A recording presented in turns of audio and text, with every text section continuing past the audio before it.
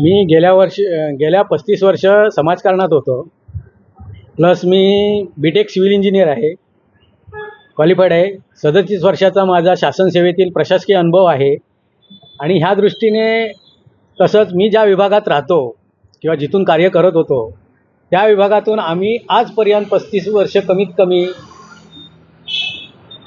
ग्रामपंचायत elections असो, पंचायत समिती जिल्हा परिषद इलेक्शन्स असो, आमदारकी असो किंवा खासदारकी असो, या प्रत्येक इलेक्शनमध्ये आम्ही आमच्या पक्षाला लीडनेच आणत आलेलो आहोत. ही एक जमेची बाजू आहे. त्यामुळे आम्ही कधीही मागे पडलेलो नाही. त्यामुळे त्या विश्वासाच्या जोरावर आम्ही तालुक्यातही पूर्ण लीड मारू या दृष्टीने माझी खात्री झालेली आहे. आणि त्यामुळे जसे इतर जण इच्छुक आहेत या विधानसभा मतदारसंघातून, तसं मी इच्छुक आहे.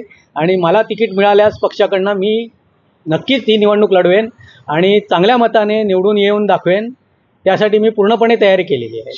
ह्याबाबत मी तुम्हाला मगाशीच सांगितलेलं आहे की आम्ही एकमेकाशी म्हणजे बंड्या साळवीशी असो इच्छुक आहेत, राजन साळवींशी असो किंवा आमचे लोकसभा संपर्क प्रमुख महाडिक साहेब, आमचे जिल्हा प्रमुख चाळके साहेब यांच्याशी पण मी चर्चा केलेली आहे. त्यामुळे त्यांनी सांगितले तुम्ही इच्छुक आहेत, तुम्ही गो अहेड, काही प्रॉब्लेम नाही. पण शेवटी आमचंही म्हणणं आहे की पक्ष आणि उद्धवसाहेब जे ठरवतील तोच उमेदवार आमचा.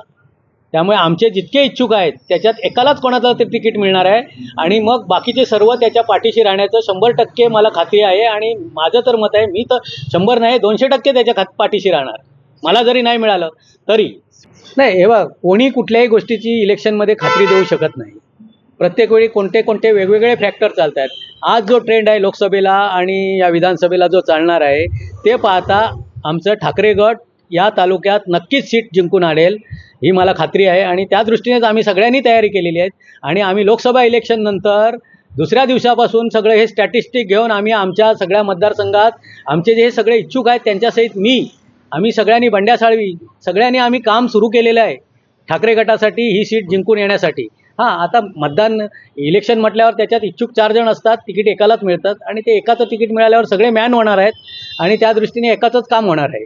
तुम्हाला लोकसभा इलेक्शनला सुद्धा आता तुम्हाला त्याची खात्री झालेली आहे. म्हणजे मी वेगळं काय बोलण्याची गरज नाही आहे, चाललेला नाही आहे आणि ह्याच्यापुढेही चालणार नाही आहे. सगळ्या लोकांची तीच मागणी आहे, म्हणून तर आम्ही इच्छुक झालेलो आहोत ना. आणि खात्री आहे आम्हाला, मताधिक्य दिसलेलं आहे आणि हे वाढणार आहे.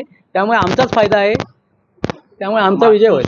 आपली जवळीक आहे आणि उमेदवार साधारणपणे कधीपर्यंत निघलो असं आपलं काय? मातोश्रीची जवळीक म्हणजे काय, आता आम्ही त्यांचे पदाधिकारी असल्यामुळे आमची मातोश्रीची जवळीक आहेच. आम्ही मातोश्रीशी बांधील आहोत. त्यामुळे आणि हे सगळे निर्णय मातोश्रीवरून माननीय उद्धवसाहेब ठाकरे हे आमचे आदेश देतात, निर्णय नाही घेत, आदेश देतात. आणि तो आदेश आम्हाला शिरसावंत असतो. त्यामुळे त्यांचा निर्णय लवकरच होईल. त्यांनी म्हणलेलं आहे आम्ही लवकरच निर्णय घेऊ. कारण 288 विधानसभा मतदारसंघाचा ते लवकरच निर्णय घेणार आहेत सगळे तिन्ही पक्ष बसून. आणि ते लवकर देणार आहेत कारण उमेदवाराला पुरेसा अवधी प्रचाराला मिळावा असं आमच्या उद्धवसाहेबांची इच्छा आहे. आणि ते त्याप्रमाणे त्यांचे निर्णय घेतील, लवकर डिक्लेअर करतील.